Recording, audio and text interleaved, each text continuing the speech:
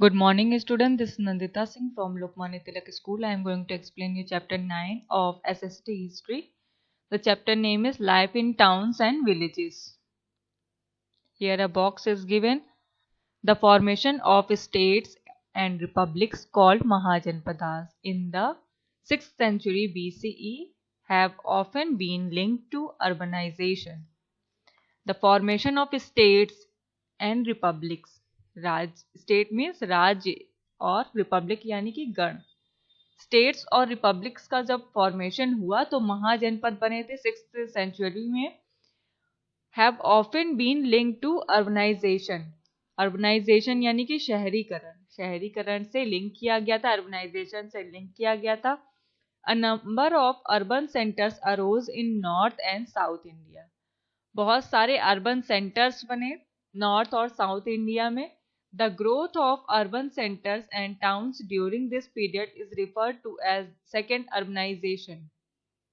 जो urban centre का urban centres और टाउन्स का जो डेवलपमेंट हुआ, ग्रोथ हुई ड्यूरिंग दिस पीरियड, इस पीरियड में जो भी ग्रोथ हुई अर्बनाइजेशन की वो referred to as second urbanization. इन्हें second urbanization कहा जाता था. Features of second urbanization: increased agrarian production. Agrarian यानी कि agriculture, related to agriculture. Around the 6th century BCE, BCE यानी कि before Christ era, people started using iron tools. Around the 6th century BCE, 6th century में के लगभग क्या हुआ था? People started using iron tools. लोगों ने आयरन टूल्स यानी कि लोहे के औजार का यूज करना शुरू कर दिया था. We get evidences of the growing use of iron axes for clearing forest areas and making the land suitable for agriculture. We get evidences, हमें कुछ एविडेंस मिले हैं, साक्ष्य मिले हैं of growing use of iron axes. हमें ऐसे evidence मिले हैं जिससे कि ये पता चलता है कि आयरन एक्सेस का, लोहे की कुल्हाड़ी का यूज किया जाता था for clearing forest areas. Forest areas को क्लियर करने के लिए. Making the land suitable for agriculture, कृषि के लिए लैंड को, भूमि को उपजाऊ बनाने के लिए यूज किया जाता था. एंड द आयरन प्लोशेयर, और आयरन प्लोशियर यानी कि नाइफ की तरह जो होता है, और आयरन प्लोशियर का भी यूज किया जाता था. This help greatly in increasing the agrarian production, और इससे एग्रीकल्चर का बहुत इंक्रीमेंट हुआ, उसके प्रोडक्शन में बहुत इंक्रीमेंट हुआ. The use of transplantation and irrigation also increase the production. Use of transplantation, transplantation means plants का एक जगह से दूसरी जगह पर जाना, और इरिगेशन यानी कि सिंचाई. इन दोनों की वजह से भी एग्रीकल्चर का प्रोडक्शन हुआ. Several canals, wells and tanks were built during the period of the for the purpose of irrigation. और सिंचाई के लिए, इरिगेशन के लिए बहुत सारे कैनल्स और वेल्स, टैंक्स बनाए गए, नहर बनाए गए, कुएं बनाए गए, टैंक्स बनाए गए, जिससे कि कृषि के लिए, सिंचाई के लिए पानी की जरूरत पूरी हो सके. इंक्रीज इन ट्रेड, व्यापार में कैसे इंक्रीमेंट हुआ? An increase in agrarian production and growth in arts and crafts created favourable condition for the growth of trade. An increase in agrarian production, agriculture production में जैसे कि इंक्रीज हुआ, increment हुआ. And उसके साथ साथ किस में इंक्रीमेंट हुआ? आर्ट्स और क्राफ्ट्स में भी बहुत ज्यादा ग्रोथ हुई, जिससे कि ट्रेड में भी ग्रोथ होने लगी. यानी कि आर्ट और क्राफ्ट की वजह से बहुत सारे व्यवसाय भी बनने लगे लोगों के. People from villages sold their produce to the towns. People from villages, गांव से लोग आकर के नई नई चीजें बना करके शहर में बेचते थे.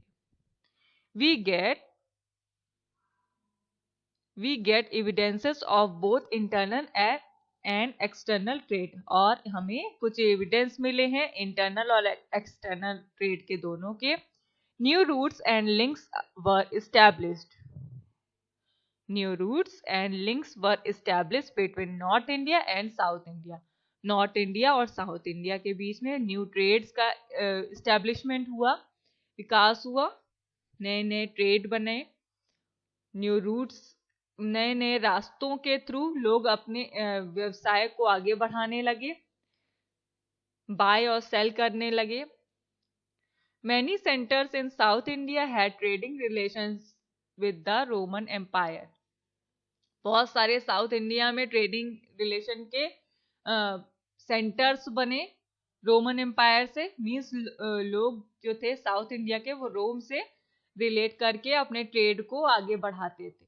We also find evidences of guilds of traders and craftsman. Guilds means होता है सहकारी समिति, यानी कि एक समिति बनी हुई थी, ग्रुप ऑफ पीपल था जो कि ट्रेड में पार्टिसिपेट करते थे। We also find evidences of guilds of traders and craftsman. Traders और क्राफ्ट्समैन के सहकारी समिति यानी कि ग्रुप ऑफ पीपल के भी कुछ एविडेंस मिले हैं। दीज गिल्ड्स वर कॉल्ड श्रेणीज, और इन गिल्ड्स को हम श्रेणीज कहते थे।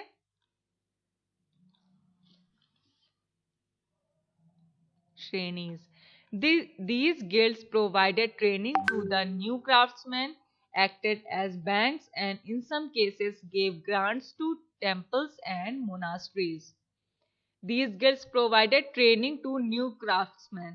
New craftsmen को जो नए नए शिल्पकार थे जिन्हें अभी चीजें ठीक से बनाने नहीं आती थी, उनको ये समिति क्या करती थी, उनको ट्रेनिंग देती थी, acted as banks and in some cases gave grants to temples and monasteries, और कुछ केसेस में टेम्पल्स और मोनास्ट्रीज में भी ये हेल्पफुल होते थे।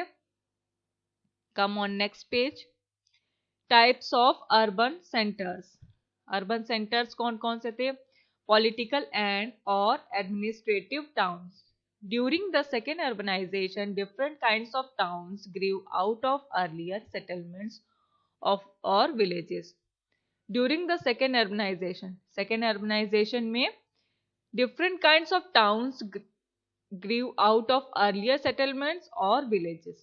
Different types of towns की growth हुई और villages की growth हुई। Each town had a different character. अलग अलग town के अलग अलग qualities थी। Some of the towns grew as political and administrative centers such as Hastinapur, Rajgriha, Shravasti, Kaushambi, Champa and Ahichhatra. कुछ towns जिनकी growth हुई as a politically और administratively। कौन कौन से सेंटर कहाँ पर बने थे? हस्तिनापुर, राजगृह, श्रवस्ती, कौशाम्बी, चंपा और अहिछत्र, ये कुछ जगह थे जहां पर सेंटर्स बनाए गए थे। Market towns. There were many urban centres which grew as market towns. बहुत सारे सेंटर्स थे जो कि मार्केट टाउन्स कहलाते थे। Each of these scattered to a variety of villages usually located where there was an agriculture surplus that could be used for exchange. Each of these scattered to variety of villages. बहुत सारे जो related थे वो एक villages से related थे जहां पर कुछ सेंटर्स बनाए गए थे ट्रेड के लिए। There was an agriculture surplus that could be use for exchange. Agriculture से रिलेटेड कुछ एक एरिया बनाया गया था, सेंटर बनाया गया था जहां पर चीजों का एक्सचेंज होता था। The exchange could be extended to goods from more distant places if the market was on a trade route such as at Ujjain. जैसे कि उज्जैन एक ऐसी जगह है जहां पर ट्रेड का एक सेंटर बनाया गया था, तो वहां पर गुड्स यानी कि थिंग्स, वस्तुओं का, चीजों का एक्सचेंज होता था ट्रेड के लिए, यानी एक्सपोर्ट इंपोर्ट के लिए एक सेंटर बनाया गया था बीच में जहां पर गुड्स का एक्सचेंज होता था। नेक्स्ट है religious towns. Some of the towns grew tremendously because they were religious centers, as in the case of Kashi और वैशाली। कुछ ऐसे टाउन्स थे जिनकी ग्रोथ अच्छे से हुई, ट्रेमेंडसली हुई, विशाल रूप में हुई। They were religious centers, वो धार्मिक सेंटर्स थे, जैसे कि काशी और Vaishali. Coastal towns, some coastal towns grew on account of the trade that they enjoyed with other countries। कुछ ऐसे coastal towns थे grew on account of the trade, जो कि ट्रेड के लिए ही बनाए गए थे और वो दूसरी कंट्रीज के साथ they enjoyed with other countries, जो कि ट्रेड में दूसरी कंट्रीज के साथ बहुत एंजॉय करते थे, अपने ट्रेड को लेकर के काफी ग्रोथ थी उनकी। some of the examples of such towns include Sopara, Arikamedu and Tamrapati. ये कुछ जगहों के नाम है, टाउन्स के नाम है जो कि इससे रिलेटेड थे। तो स्टूडेंट आज की क्लास में बस इतना ही। I will meet you tomorrow with the next part of this chapter. Till then goodbye, take care.